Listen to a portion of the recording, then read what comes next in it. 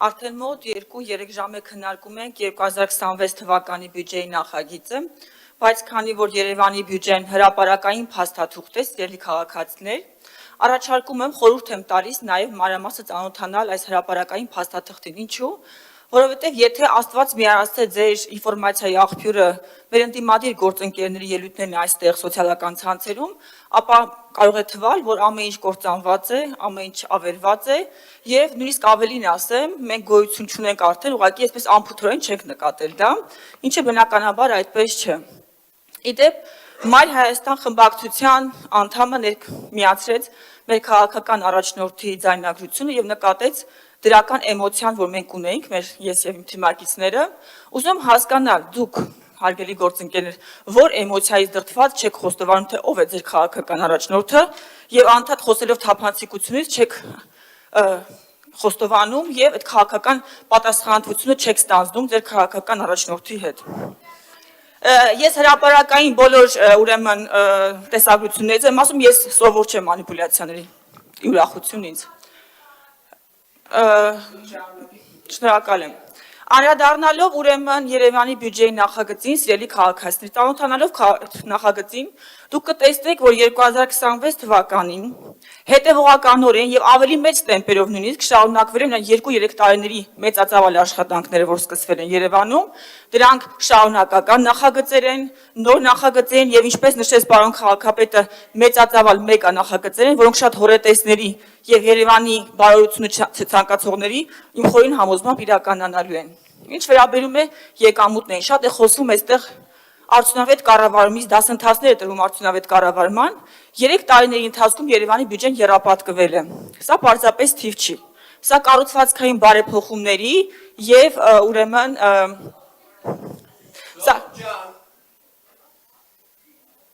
Սա կառուցվածքային բարեփոխումների արդյունք է եւ որպես մասնագետ կարող եմ փաստել, որ տեղի ունեցել շատ արդար եւ հավասարակշռված հարկաբյուջետային մոտեցում, ինչու, որովհետեւ եկամուտները գեներացվել է այն ոլորտներից, որոնք առաջանցիկ տեմպերով զարգանում են եւ վերաբաշխվել է այն ոլորտները, որտեղ դրա կարիք ունեն։ Սրա ավելի արդար, ավելի արդյունավետ ու սոցիալական քաղաքականություն ես չգիտեմ, եթե դուք օրինակներ ունեք, կարող եք բերել։ Ինչ վերաբերում է ծախսերին, ծախսերը երկու հիմնական ուղղությամբ են բաշխվում, սիրելի երևանցիներ, մի ուղղությունը ցավոք սրտի տարիներով ավերված, ուրեմն չզարգացած, թալանված ենթակառուցվածքների վերականգնում է ցավոք սրտի եւ պարզապես մանկապարտեզներից խոսելուց խնդրում եմ հիշել, որ առնվազն 10 տարի եղել, որի ժամանակ 110 մանկապարտեզ ուրեմն օտարվել է։ Երկրորդ ուղղությունը ի պատիվ մեր քաղաքական թիմի եւ պարոն քաղաքապետի ապագային միտված ծրագրերն են, այսինքն թվայնացում, խելացի քաղաք, տվյալահեն համակարգեր եւ այլն։ Սիրելի քաղաքացիներ, 2026 թվականին Երևանը համաչափ շարունակելու է զարգանալ։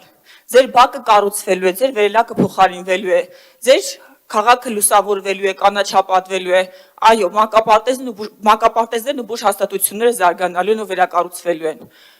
Տրանսպորտային համակարգը բարեկարգվելու, այո, դժվարություններով համալրվել է նոր շարժակազմով, նոր կառավարման համակարգերով, նոր ենթակառուցվածքներով, բայց եւս մեկ անգամ ուզում եմ նշել թվայնացման գործընթացը։ Այլևս փոխվել է քաղաքապետարանի ու քաղաքացու միջև փոխհարաբերությունները։ Կան արագ եւ մատչելի ծառայություններ քաղաքացիների համար on-line հարթակում, կամ տվյալահեն համակարգեր, քաղաքը դինամիկ զարգանում է։ Եվ այս ամենը, սիրելի քաղաքացիներ, ամփոփելով ասեմ, դուք կարող եք տեսնել հրապարակված փաստաթղթում, բայց որ ամենակարևորն է, ինչը ամենակարևորն է, դուք այս ծրագրերը, ինչ որ ես նշեցի, կարող եք տեսնել ձեր պատուհանից, ամեն մեկը ձեր վարչական շրջանում եւ մեր սիրելի մայրաքաղաքում։ Ես եւս ուզում եմ շնորհավորել բոլորիս 2026 թվականը գալիք եւ վստահաբար այլևս մենք թեվակողելու ենք խաղաղության ու զարգացման ժամանակաշրջան։ Շնորհակալ եմ։